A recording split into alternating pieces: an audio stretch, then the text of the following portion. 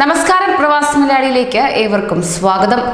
Covid വ്യാപനത്തിന്റെ പശ്ചാത്തലത്തിൽ Gulf രാജ്യങ്ങളിൽ എണ്ണവിലയിൽ ഇടിവ് തുടരുന്ന സാഹചര്യം പ്രവാസി തൊഴിലാളികൾക്ക് തിരിച്ചടിയായിരിക്കുകയാണ്.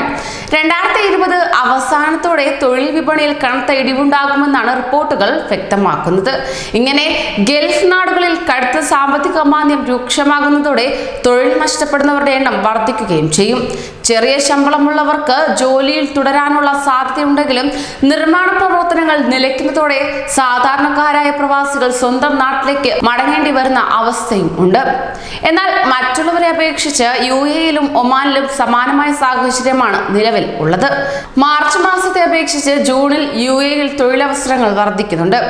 കോവിഡ് തിരിച്ചടിക്ക് ശേഷം UAE-യിൽ ആരോഗ്യരംഗത്ത് പ്രവർത്തിക്കുന്നവർക്ക് കൂടുതൽ അവസരങ്ങൾ ലഭിച്ചു വരികയാണ്. ഇവരിൽ നിന്ന് അഭിമുഖമടക്കമുള്ള അപേക്ഷകൾ സ്വീകരിച്ചു കഴിഞ്ഞു. ഫെബ്രുവരിയിൽ അപേക്ഷിച്ച് 18% കൂടുതൽ ആളുകളെയാണ് ആവശ്യമായി വരുന്നത്. സാങ്കേതിക തസ്തികകളിൽ ഒമാനിൽ നിന്നുള്ളവരെ നിയമിക്കാനുള്ള ശ്രമവും ഗൾഫ് രാജ്യങ്ങളിൽ തുടർന്നു വരികയാണ്. എന്നാൽ സ്വദേശവൽക്കരണം തിരിച്ചടിയാകുമെന്ന് പഠനങ്ങൾ ചൂണ്ടിക്കാട്ടുന്നു. അതോടൊപ്പം തന്നെ ആഭ്യന്തര പ്രശ്നങ്ങൾ തുടർന്ന ഈജിപ്തിൽ നിന്നുള്ള ലക്ഷക്കണക്കിന് ആളുകൾ സൗദിയിൽ ജോലി ചെയ്യുന്നുണ്ട്. ഭൂരിഭാഗം പേരും ചെറിയ ജോലികളുമായി തുടരുന്നവരാണ്. ഈജിപ്തിൽ നിന്നുള്ള 5 ദശലക്ഷം പേർ ഗൾഫ് രാജ്യങ്ങളിൽ ജോലി ചെയ്യുന്നുണ്ട്. 3 ദശലക്ഷത്തിലധികം പേർ സൗദി അറേബ്യയിൽ ജോലി ചെയ്തു വരികയാണ്. സാമ്പത്തിക തിരിച്ചടി മൂലം സൗദിയിൽ ഒന്നിലധികം മെഗാ പദ്ധതികൾ താൽക്കാലികമായി നിർത്തിവെക്കുകയും ചെയ്തു. ഇതോടെ ഈജിപ്തിൽ നിന്നുള്ളവർക്ക് സ്വാഭാവികമായി ജോലി നഷ്ടമാകുന്നതായിരിക്കും. റെസിഡൻസി പെർമിറ്റുകളിലെ പ്രശ്നങ്ങളും ഇവർക്ക് നേരിടേണ്ടി വരും. ഇതോടെ ഇവർ ഈ വർഷം തന്നെ സ്വന്തം രാജ്യത്തേക്ക് മടങ്ങുമെന്ന് പഠനങ്ങൾ വ്യക്തമാക്കുന്നു.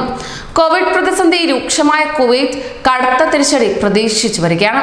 സാമ്പത്തിക മാന്ദ്യം തുടരുന്നതിനാൽ തന്നെ 2020 അവസാനത്തോടെ 15 ദശലക്ഷം സാധാരണക്കാരായ പ്രവാസി തൊഴിലാളികൾ രാജ്യം വിടുമെന്ന് അധികൃതർ വ്യക്തമാക്കുന്നു. മോശമല്ലാത്ത വിദ്യാഭ്യാസ യോഗ്യതയുള്ളവർ രാജ്യത്ത് തുടരുന്ന സാഹചര്യം ഉണ്ടാകാനുള്ള സാധ്യതയുമുണ്ടെന്ന് കുവൈറ്റ് നിയമസഭാ സ്പീക്കർ മർസൌഖ് അൽ ഖനയും വ്യക്തമാക്കി.